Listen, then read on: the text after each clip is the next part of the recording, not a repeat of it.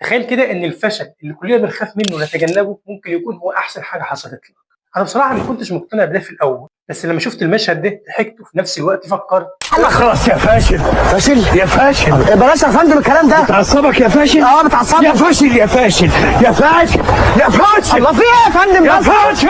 بما ان المشهد مضحك جدا، بس ركز مع اللي عمله كريم عبد العزيز بعد كده.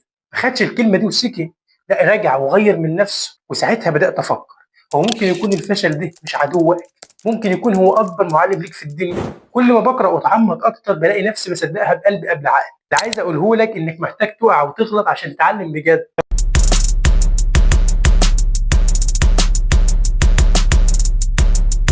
أول مرة تشوفوني فأهلا وسهلا بكم في قناة لحظة اكتشاف. معاكم محمد السيد، دي قناة اللي بنقدم فيها كل ما هو جديد في عالم العلم والمعرفة بس بطريقة سهلة. ولو لسه ما اشتركتش في القناة فيا ريت تشترك في القناة وتفعل زر الجرس عشان يوصلك كل جديد.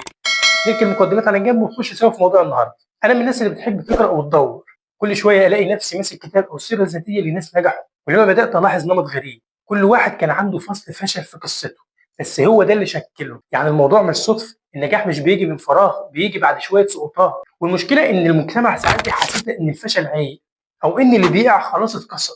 بس الحقيقه كل اللي نجحوا معظمهم وقعوا. قريت عن اديسون مثلا بتاع اللمبه، الراجل ده فشل اكتر من 1000 مره وهو بيحاول يوصل لفكره المصباح الكهربائي.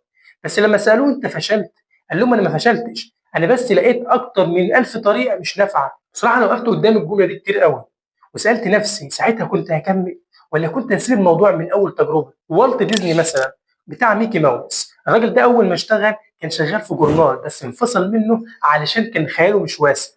يعني الراجل اللي عمل ميكي ماوس ده خياله مش واسع، برغم ان خياله مش واسع بس هو كمل في حلمه. وخليني اقول لك على حد من عندنا، عباس العقاد مثلا، الراجل ده ما كملش تعليمه بس قعد يقرا في المكتبات العامه لحد ما علم نفسه بنفسه وبقى واحد من اكبر المفكرين في العالم العربي. ده بيخليني مؤمن ان التعليم مش ورق، التعليم شغف. ناس كتيره مروا بلحظات فشل وكانوا فاكرين ان الفشل ضدهم، بس الحقيقه ان الفشل مش ضدك، الفشل معاك، هو اللي بيفوقك ويخليك تراجع نفسك وتفهم اللي حواليك. حتى الصحابه مروا بلحظات صعبه جدا. سيدنا خالد بن الوليد اول ما دخل الاسلام دخل معركه موت وانسحب فيها انسحاب تكتيكي، بس الناس بدات تطلع عليه ان هو خسر.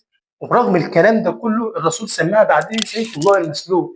ليه؟ لانه قام وكمل حياته على انه مش خسران، بالعكس بعدها دخل معارك كتير وحقق نتائج عظيمه. انا كنت فاكر ان النجاح بيجي للناس اللي عندها خطه وعارفه هي هتعمل ايه، بس طلع اللي بيكمل هو اللي بيقع ويقوم ويقع تاني ويقوم تاني. الفشل مش علامه ان خلاص انت موضوعك انتهى، الفشل بيقول لك الطريق ده مش نافع، خش طريق تاني. قريت جمله لنابليون قال فيها كل فشل جواه بذور لنجاح اعظم.